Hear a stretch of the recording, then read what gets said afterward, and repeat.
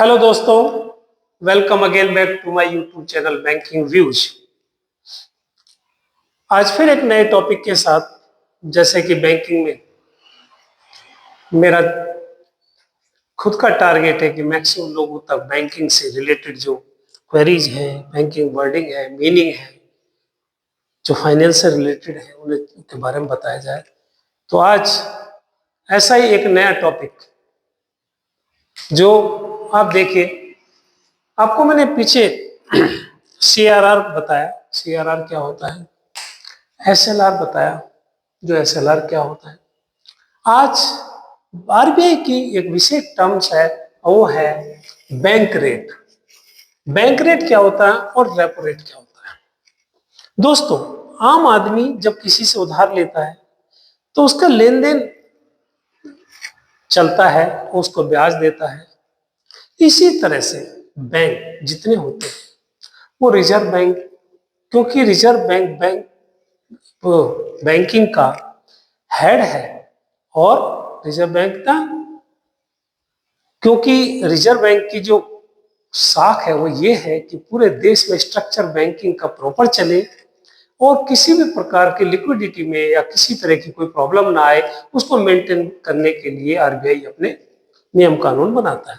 तो दोस्तों, जब भी कभी जिस तरह से हम किसी और से पैसा लेके अपना काम चलाते हैं, इसी तरह से बैंक को जब लिक्विडिटी की जरूरत होती है तो बैंक कहाँ जाएगा। माने कमर्शियल बैंक है, Punjab national bank, central bank, state bank, ये कहाँ जाएंगे?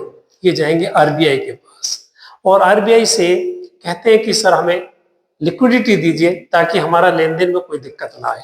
तो इसमें जैसे कि रेपो रेट है, ये आज की डेट में 5.25 है परसेंट है। इसमें क्या होता है कि बैंक अपने सेंट्रल बैंक से ओवर द नाइट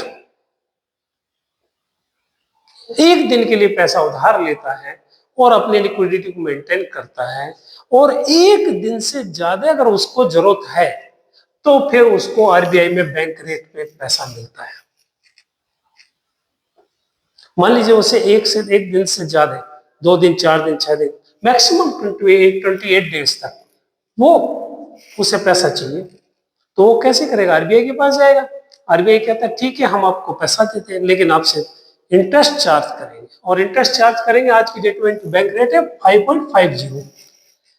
ये कोई ऐसा फिक्स रेट नहीं है कि हमेशा के लिए रहता है, ये क्वार्टरली बैंक आरबीआई समय समय पर अपनी जब भी फाइनेंशियल नीड देखता है मार्केट में, या फाइनेंशियल तरीके से क्रंच ना आए, इस तरह से किसी भी चीज को बदलता रहता है और देश की जो लिक्विडिटी है उसको मेंटेन करता रहता है। दोस्तों, ये बैंक रेट है, ये रेपो रेट है, ये बैंक से आरबीआई की टर्म्स है।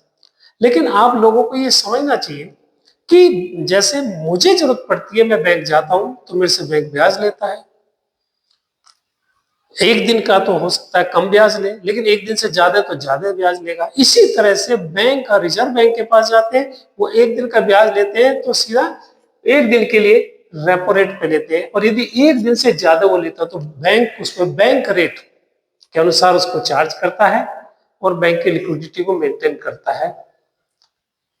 दोस्तों, बैंकिंग टर्म को जितना समझे इतना अच्छा लगेगा आपको, और इससे देश की अर्थव्यवस्था के बारे में जानने के बारे में, मार्केट की जो लेन देन, जो फॉरेक्स का ये प्रॉब्लम है, इन सब के बारे में समझने में बहुत अच्छा लगता है। अगर कोई आदमी इसे समझे तो जितना समझेगा इतना ही उसके लिए फायदेमंद रहेगा।